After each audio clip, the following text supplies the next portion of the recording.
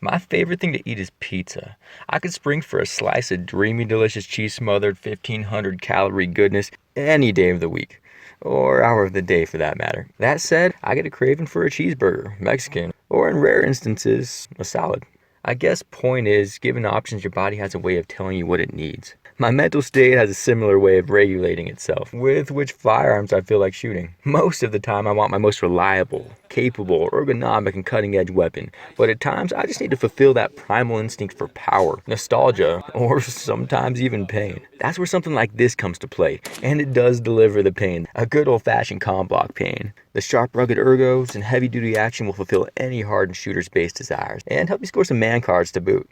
There's just a simplistic beauty to something that reliably goes boom without the frills and gimmicks. So, without further ado, here we have the Romanian PSL, and it delivers on all accounts. AK type functionality with battle rifle full caliber ballistics. Now at first glance you might think you're looking at the Russian SVD, and that is part of the appeal to the PSL. The resemblance of that iconic Dragunov sniper rifle at a price point below most semi-auto rifles in the 30 caliber range. But don't be fooled, though very similar, the PSL is actually based on the RPK, only sporting the Dragunov style stock and forend. The RPK manual of arms is fully there, so if you know an AK-47, you already know the PSL. It has that familiar long stroke gas system of the Kalashnikov, and even some interchangeable parts, like the single hook G2 trigger I have installed in mine. There will be an abbreviated learning curve going from your AK while loading those rimmed cartridges into the larger magazines of the PSL. Then rocking those beasts into that gaping hole in the receiver certainly feels different. Though after that is good old AK fun. Well, barring the slight felt recoil increase. And it really does exude power. You can't help but feel it as you shoot. But it's less like an out-of-control dictator and more like a controlled authoritarian kind of way. Noticeably powerful, but you can get used to it.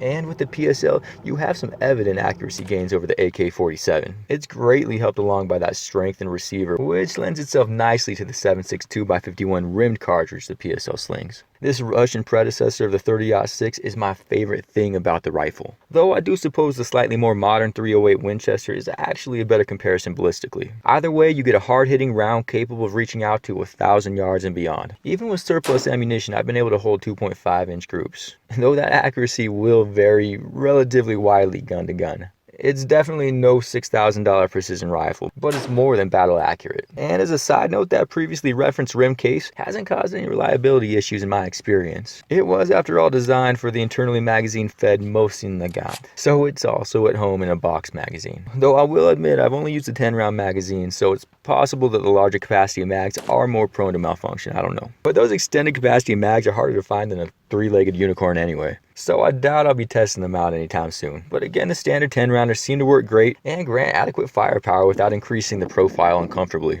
In short, if I need the PSL to step into a more serious role, I would feel comfortable with it at the helm. The awkward ergonomics are simultaneously interesting and infuriating. Most versions are going to come with a scope offset to the left. That's a shooting technique that disappeared with the Soviet Union, and the stock is also as low as you would expect. Really, a facet-inducing chin weld is the only way to get a decent sight picture through the PSL. It's almost unusable for an American shooter. This here ITC rail rest cheek pad was a perfect solution for me. Now I can get my cheek down and my right eye right in front of the scope. It feels right and comfortable. So that's an easy fix to a problem that could otherwise be a deal breaker. Now the PSL's LPS scope is dated, but very cool. It's again a variant of the Dragunov PSO1 scope. I have had some minor return to zero issues going in and out of the case from the range, so I do question the integrity of the QD mounting system.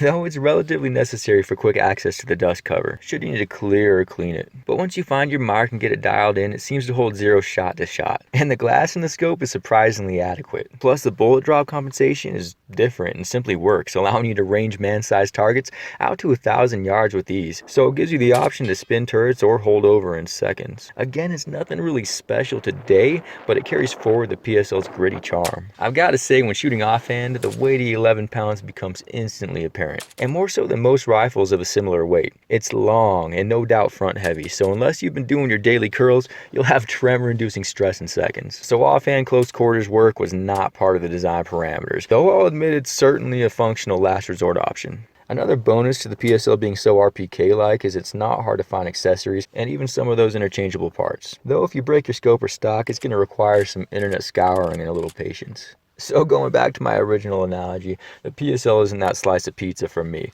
but it could fill the role of a juicy cheeseburger. Again, the clunky ergos are cool but uncomfortable, and that 24-inch barrel, though great for muzzle velocity, makes for a very nose-heavy rifle. The scope is more than usable and interesting. I love the AK reliability and ruggedness and the iconic look. And few would argue that the firepower isn't impressive. 54 rimmed ammo is still plentiful and can be found for around 30 cents a round surplus. So you get some impressively heavy-hitting bang for your buck. It's overall a mishmash of big-time positives with a couple of equally heavy drawbacks. Nostalgia and cool factor alone make it a piece to have in your collection, but don't sell it short. Even today, it's still a very capable battle rifle. Whatever your reason for owning a PSL, it's no doubt one of the most fun guns to bring to the range, and always stands out, which is reason enough for some to own one. And then the biggest reason, I know it has my back if I need it.